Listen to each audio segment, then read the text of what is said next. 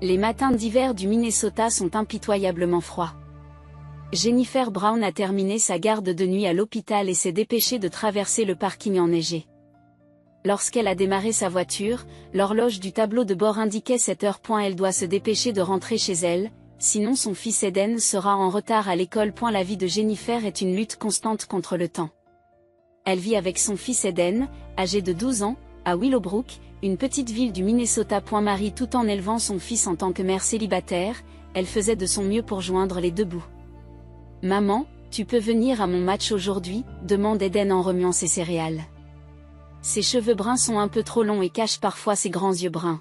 « Je suis désolée, chérie. J'ai un autre service qui commence ce soir », s'est excusée Jennifer.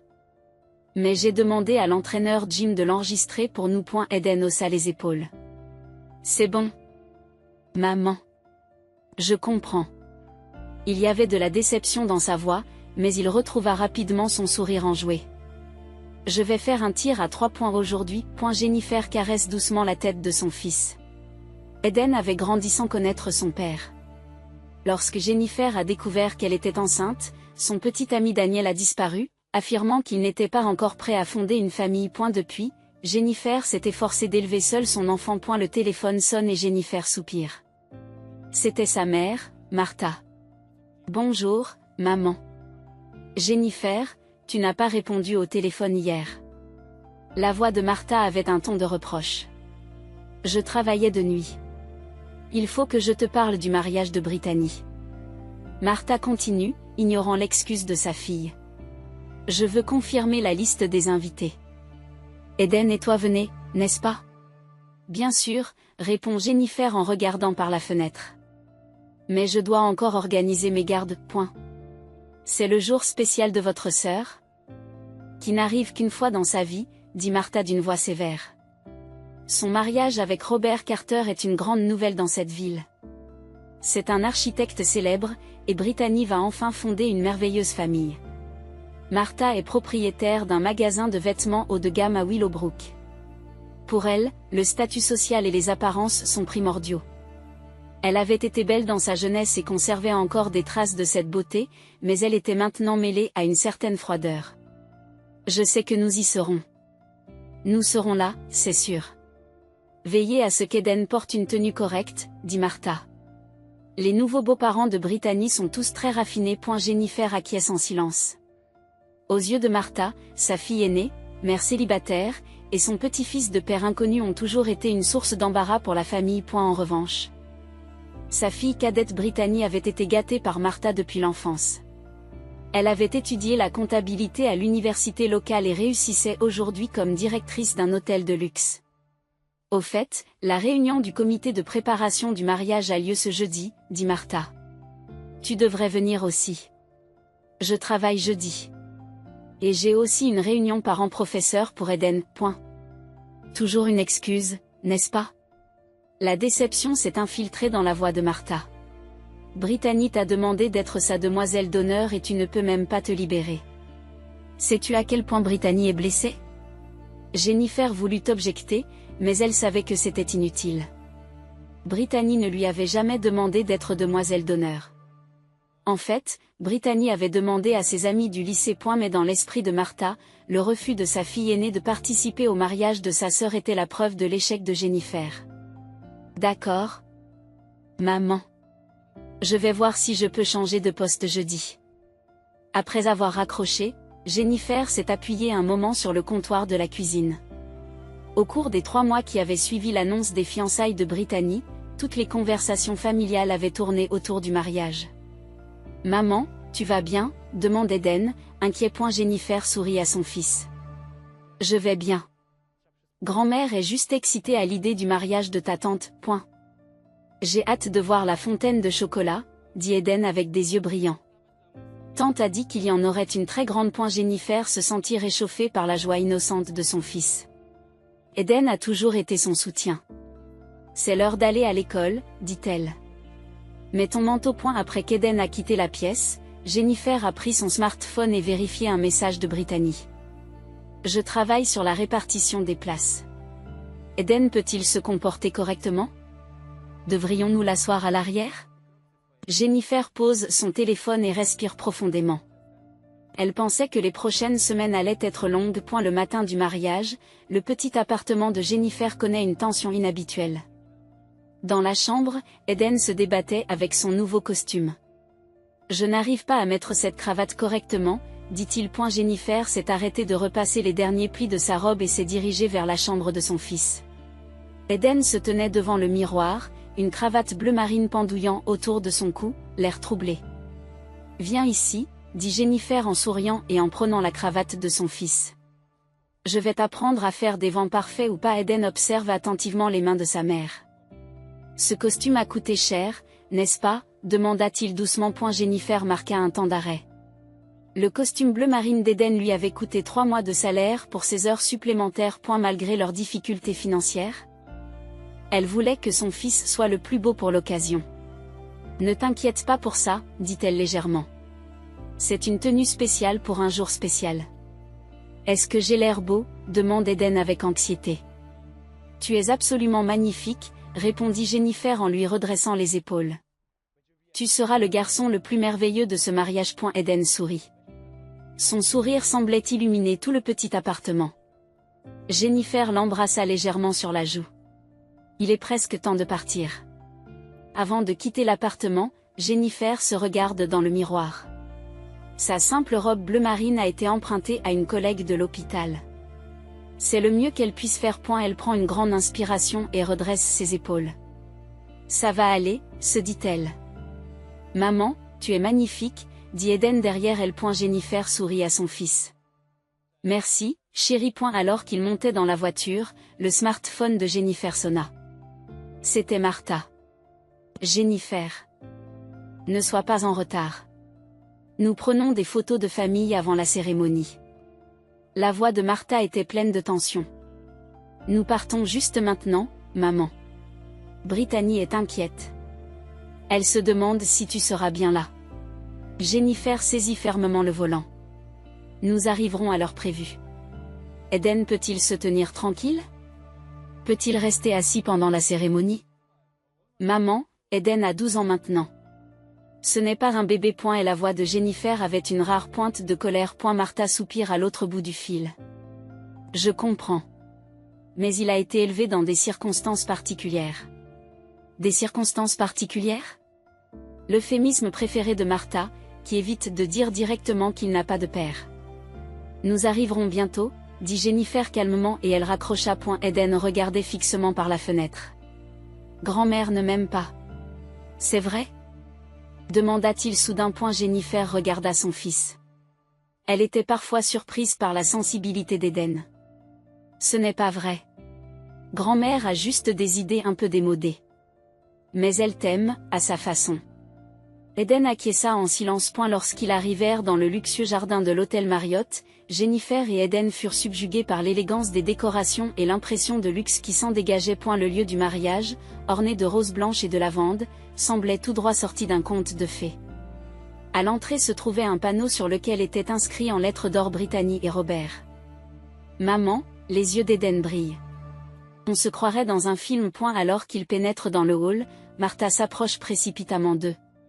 Elle portait un collier de perles et une robe lavande légère. Enfin, vous êtes là, dit Martha en jetant un bref coup d'œil à Jennifer, puis en reportant immédiatement son attention sur Eden. Bonjour, Eden. Quel beau costume. Sa voix s'est adoucie, mais il y avait un soupçon de surprise. Où est Brittany? Demande Jennifer. Dans la chambre de la mariée. Dépêche-toi, la séance de photos de famille a déjà commencé. Elles se précipitèrent dans le couloir de l'hôtel. En chemin, Jennifer remarqua de nombreux visages inconnus. Martha semblait avoir invité de nombreux amis fortunés, car les vêtements coûteux et les bijoux étincelants attiraient son attention. Lorsqu'elles arrivent dans la chambre de la mariée, Brittany est assise entourée de plusieurs stylistes. Ses cheveux blonds sont coiffés en un chignon élaboré et elle porte une robe de chambre en soie blanche. Jenny. Tu as enfin réussi. S'exclama Brittany en voyant sa sœur. J'étais tellement inquiète. Nous sommes arrivés plus tôt que prévu, répondit Jennifer à voix basse. Eden, tu as tellement grandi, dit Brittany à son neveu. Il y a une table de dessert, pourquoi ne pas y jeter un coup d'œil plus tard? Eden regarda Jennifer. Elle a hoché légèrement la tête et il a esquissé un sourire timide. Avant la séance photo, il faut que je te parle. Martha prit le bras de Jennifer et l'entraîna dans un coin de la pièce. Brittany les suit. C'est un jour spécial, dit Martha d'un air sévère. Les membres de la famille de Robert sont tous très importants. Son père est proche du maire. Jennifer fronça les sourcils. Après les photos de famille, je veux que vous vous asseyiez à l'arrière, dit Brittany. J'ai réservé les places principales pour les cousins de Robert. Nous aimerions que vous n'attiriez pas l'attention, ajouta Martha. C'est le grand jour de Brittany. Jennifer est restée sans voix. La colère montait dans sa poitrine, mais elle savait qu'une dispute ne servirait à rien. Aujourd'hui, c'était le jour de sa sœur. Très bien, répondit-elle doucement. Eden et moi nous assiérons à l'arrière. Mon Dieu, comme c'est inhabituel, dit Brittany en riant légèrement. Merci. Jenny. Et la séance de photos fut pénible. Jennifer et Eden ont été placés au bord des photos de famille, et pour certains clichés, le photographe a indiqué « famille seulement », les excluant. Eden serre fort la main de sa mère. C'est bon, chuchota Jennifer à l'oreille de son fils. Il suffit que nous soyons là. Avant le début de la cérémonie, Jennifer et Eden ont été invités à s'asseoir au dernier rang. Eden s'est laissé distraire par la beauté du lieu, soulignant les lustres étincelants et les fleurs colorées. Regarde, maman. C'est tellement beau. Et la joie innocente de son fils réchauffe Jennifer. Pour lui, il s'agit d'une merveilleuse aventure. Il ne remarque pas la tristesse de sa mère. Et la musique commence et les invités se lèvent. En regardant Brittany entrer au bras de son père, Jennifer éprouva des sentiments partagés, mais souhaita le bonheur de sa sœur. Le marié a l'air cool, dit Eden en toute innocence. En effet, Robert Carter avait une apparence impressionnante. Il était grand, avait une attitude calme et des yeux sincères. La façon dont il regardait Brittany témoignait d'une véritable affection. Alors que les invités se dirigeaient vers la salle de réception, Jennifer prit la main d'Eden. La salle de réception était ornée de décorations éblouissantes et des lustres en cristal jetaient une lumière douce depuis le plafond. En suivant le plan de table qui leur avait été remis à l'entrée, Jennifer et Eden furent guidés vers le fond de la salle. « On est assis ici ?» demande Eden à voix basse. « Oui, chérie », répond Jennifer avec douceur. « On peut tout voir d'ici. » À la table principale, les jeunes mariés et les principaux membres de la famille étaient assis. Brittany était radieuse dans sa robe de mariée d'un blanc pur, tandis que Robert était assis à côté d'elle avec un sourire raffiné. Martha était également présente, riant bruyamment dans ses somptueux bijoux. Leur conversation joyeuse se mêle à la musique douce qui emplit la salle. « Oh, il y a la fontaine de chocolat !» s'exclama Eden. Une énorme fontaine de chocolat avait été installée dans un coin de la salle, où les invités trempaient des fruits et des pâtisseries dans le chocolat qui coulait à flots. « Nous y irons ensemble plus tard », dit Jennifer en souriant à son fils. Elle avait décidé de rester joyeuse toute la journée pour le bien d'Eden. Une fois les plats servis, le champagne versé, les toasts et les discours prononcés, le dessert fut servi et le maître de cérémonie reprit le micro. « Mesdames et messieurs, vous appréciez cette merveilleuse soirée ?» a-t-il lancé à toute la salle. Avant la découpe du gâteau, les mariés ont préparé un spectacle spécial. Alors que la salle se tait, le maître de cérémonie sort une carte et commence à la lire. « Nous avons un invité spécial à vous présenter aujourd'hui. » Jennifer saisit son verre de vin et en but une gorgée. Peut-être s'agissait-il d'un divertissement organisé par les parents ou les amis de Robert. « Voici Eden Brown, un garçon de père inconnu. Veuillez venir sur scène, » dit la voix du maître de cérémonie dans la salle. Le verre de vin de Jennifer lui échappe, laissant une tache rouge sur la nappe. La salle est restée silencieuse pendant un moment, puis des rires inquiets ont commencé à se répandre. « Eden, où es-tu » Invité spécial Eden, dit encore le maître de cérémonie. Le visage d'Eden devint rouge vif et des larmes montèrent à ses yeux. Ses petites épaules se mirent à trembler. Jennifer resta figée. Son cœur battait la chamade et elle sentait tout son corps s'échauffer sous l'effet de la colère et de l'humiliation. En regardant la table principale, elle vit Brittany qui applaudissait avec joie. L'humour est si important, n'est-ce pas ? Martha s'adresse à sa voisine en inclinant son verre de vin. C'est une bonne idée d'ajouter un peu de rire à la cérémonie. Jennifer se lève. Ses mains tremblaient, mais sa voix était étonnamment calme. Eden, rentrons à la maison. Mais, maman, dit Eden en essayant de retenir ses larmes. Non, attends, s'il te plaît. Soudain, une voix forte retentit à l'avant de la salle. Robert Carter se lève et prend le micro. La salle est redevenue silencieuse. Le sourire de Brittany se fige. Je veux vous dire quelque chose d'important aujourd'hui, dit Robert d'une voix calme mais puissante. Il sortit une enveloppe de la poche de son costume. Jennifer se tenait debout, la main posée sur l'épaule d'Eden pour le protéger. Elle ne sait plus où donner de la tête. Quelle sorte de mascarade était cela? Je veux parler de la vérité concernant Eden Brown et virgule. Dit Robert en ouvrant l'enveloppe. Brittany se lève de son siège et s'exclame, Robert, qu'est-ce que tu fais? Mais il lui fait signe de s'asseoir. Ce sont des documents pour accueillir légalement Eden Brown comme mon fils. Il sort des papiers de l'enveloppe. Ils comprennent des certificats pour lui donner le nom de famille de son père et établir un fonds d'éducation. Alors que des murmures se répandent dans la salle, Robert regarde Eden. Il n'est plus un enfant sans père. Il deviendra mon fils. Brittany pâlit et Martha reste bouche bée. Les yeux d'Eden étaient écarquillés par la confusion et la surprise. Qu'est-ce que tu dis, dit Brittany d'une voix tremblante. C'est une blague, n'est-ce pas? Ce n'est pas une blague, répondit Robert avec fermeté. Il quitta la table principale et commença à marcher vers la table de Jennifer et Eden.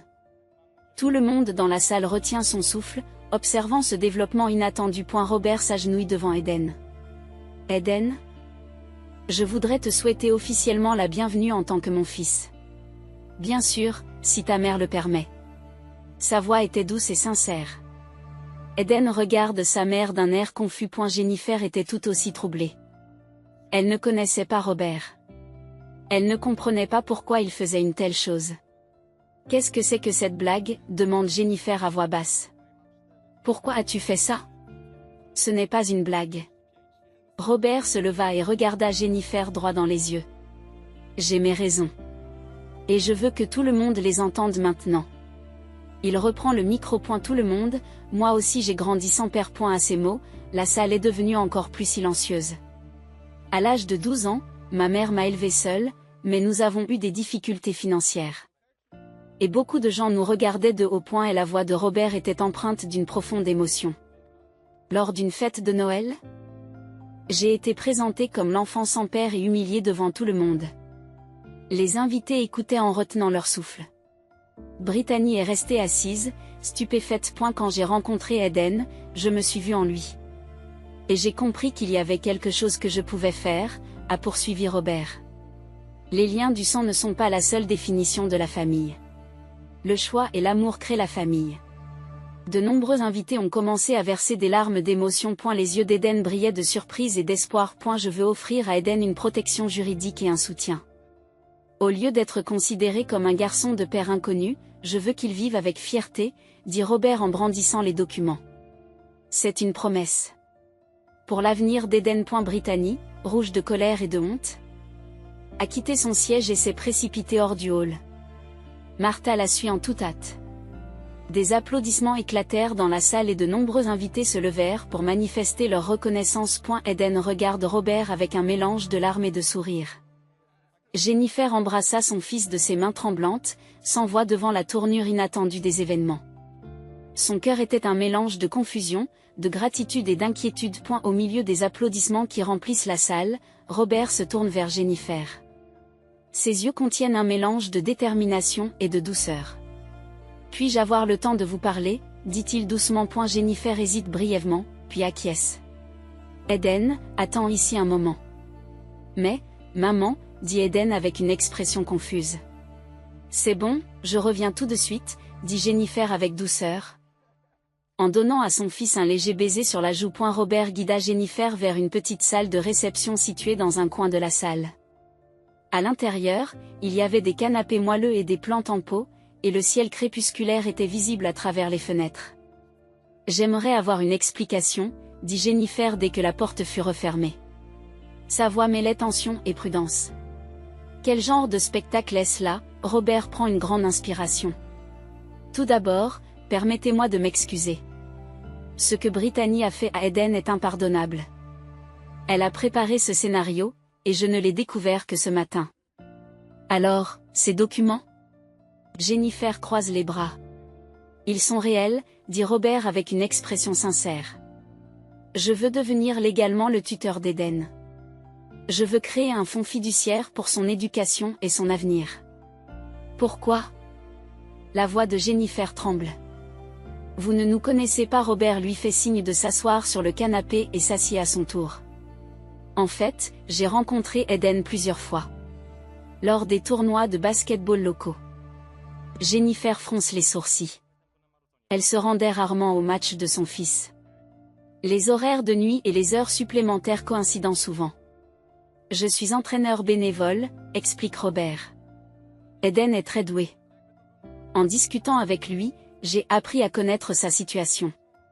Et il s'arrête un instant, comme s'il cherchait ses mots. Je me suis souvenu de ma propre enfance. Avez-vous vraiment grandi sans père? Demande Jennifer, sceptique. Oui, acquiesce Robert. Ma mère travaillait comme femme de ménage. J'ai pu aller à l'université grâce à des bourses.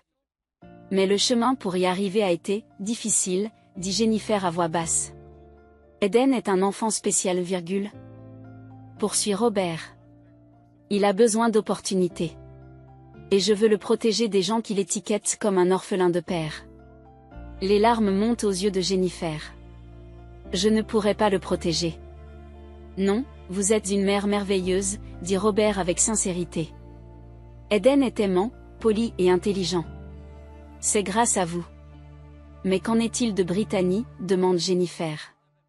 C'est ta fiancée. L'expression de Robert s'assombrit. Aujourd'hui, j'ai vu sa vraie nature. Nos valeurs sont trop différentes. Et le mariage? Il sera probablement annulé, répond Robert à voix basse. Pour moi, il est plus important de faire ce qui est juste. Jennifer regarde par la fenêtre. Pourquoi faites-vous cela? Qu'est-ce que tu y gagnes? Ce n'est pas une question de gain, dit Robert en secouant la tête. Il n'y avait personne pour m'aider à l'âge de 12 ans. Alors maintenant, je veux aider. On frappa à la porte et Eden jeta un coup d'œil prudent. Je peux entrer? Entrer, dit Jennifer en lui tendant la main. Eden entre dans la pièce et s'assoit à côté de sa mère. Tout le monde me regardait, dit-il doucement. Comment te sens-tu? Demanda Robert avec douceur. Eden réfléchit un instant avant de répondre. Au début, j'ai eu peur. Mais maintenant, je ne sais pas. Je ne sais plus où j'en suis. Robert regarde Eden droit dans les yeux. Eden, je ne t'impose rien. C'est juste une offre. Si je deviens ton père légal, tu n'auras pas à t'inquiéter des frais de scolarité ou de ton avenir. Et tu n'auras pas besoin d'écrire « pas de père » sur les formulaires scolaires ou officiels.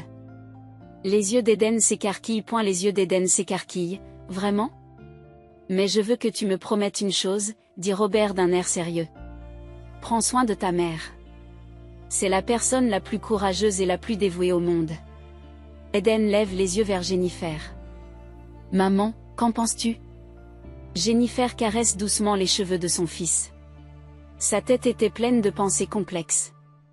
Est-ce que cela va vraiment leur être bénéfique ou est-ce qu'il y a une autre intention? C'est juste une formalité administrative, dit Robert, comme s'il sentait les inquiétudes de Jennifer. Je veux juste donner à Eden de la stabilité et de la sécurité. Notre relation serait strictement celle de co-gardien d'Eden. C'est tout. Jennifer demande avec scepticisme, c'est tout? Robert acquiesce. Peut-être que je pourrais jouer au basket avec Eden une fois par semaine ou l'aider à l'école, des choses comme ça.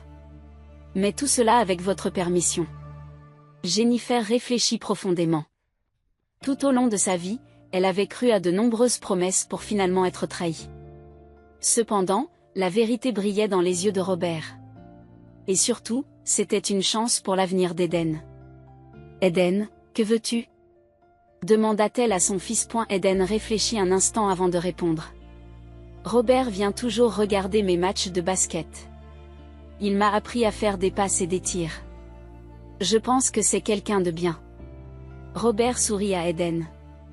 Mais il ne va pas épouser ma tante, poursuit Eden. Robert secoue la tête. Après les événements d'aujourd'hui, Je ne pense pas que cela arrivera point à ce moment-là. La porte s'est ouverte et Brittany est entrée, le visage en colère. Martha est derrière elle. Combien de temps encore vas-tu m'humilier? Brittany crie à Robert. Tu as gâché ce mariage, et maintenant tu essaies de me voler ma nièce? Eden est un garçon, corrige Jennifer. Peu importe, dit Brittany d'un geste de la main. Robert, si c'est une blague?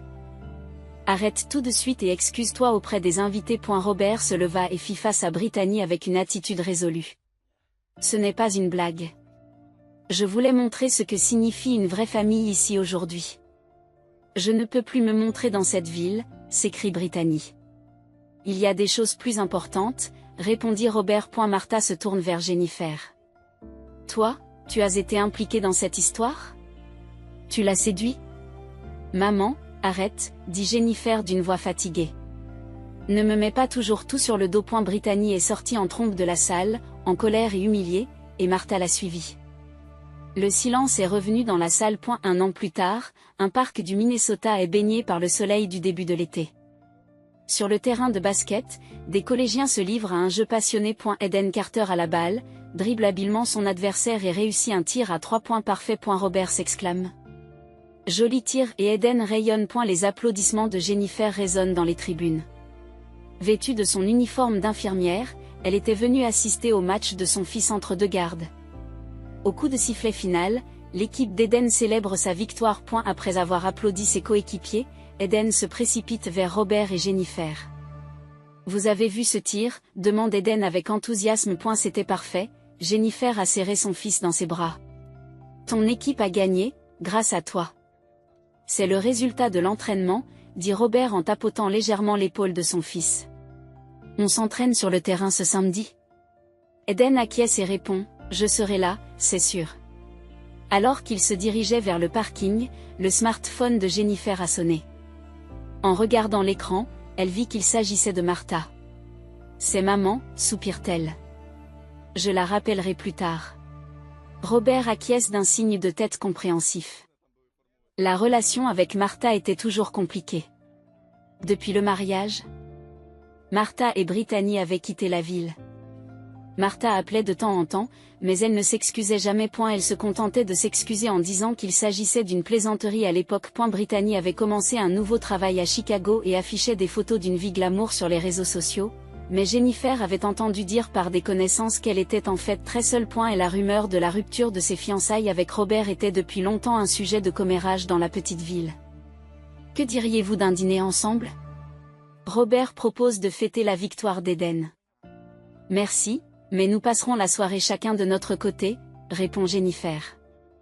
Je dois remercier mon collègue qui a changé d'équipe avec moi. Robert ne cache pas sa déception mais se montre compréhensif. Robert ne cache pas sa déception mais se montre compréhensif. La prochaine fois. Au cours de l'année écoulée, ils ont construit une relation privilégiée. Robert remplissait son rôle de père légal et appréciait le temps qu'il passait avec Eden une fois par semaine. Eden avait un nouveau nom de famille, Carter, et vivait avec confiance à l'école. On se voit jeudi, dit Robert à Eden. Je t'aiderai à faire tes devoirs de mathématiques. Merci, répondit Eden avec un sourire. À jeudi. Sur le chemin du retour, en regardant par la fenêtre, Eden dit, Maman, qu'est-ce que mamie a dit aujourd'hui? Jennifer hésite un instant. Jennifer hésite un instant, grand-mère veut nous rendre visite le mois prochain. Eden affiche une expression de surprise. Eden affiche une expression de surprise, vraiment? Oui. Peut-être qu'elle change un peu, elle aussi. Ce soir-là, après qu'Eden soit allé se coucher, Jennifer s'est assise sur le canapé du salon, réfléchissant au jour du mariage, il y a un an. L'humiliation et la douleur de cette journée. Et le tournant inattendu qu'elle avait pris. Elle avait appris que la vie change parfois de la manière la plus inattendue qui soit. Le lendemain matin, on sonne à la porte. Lorsque Jennifer ouvre la porte, Martha est là. Au lieu de sa tenue somptueuse habituelle, elle portait une simple robe. Jenny, dit Martha d'une voix tremblante. Puis-je te parler? Jennifer hésite un peu, mais invite sa mère à entrer dans le salon. Robert et Eden m'ont appris ce qu'est une vraie famille, dit Martha en pleurant. Je ne sais pas si tu peux me pardonner, mais j'avais tort. Jennifer respire profondément. Il faudra du temps pour rétablir la confiance. Mais elle se souvient de la leçon la plus importante qu'Eden a apprise de Robert. La famille est quelque chose que l'on choisit, que l'on protège, et parfois que l'on pardonne. Elle prit la main de Martha. C'était le moment d'un nouveau départ.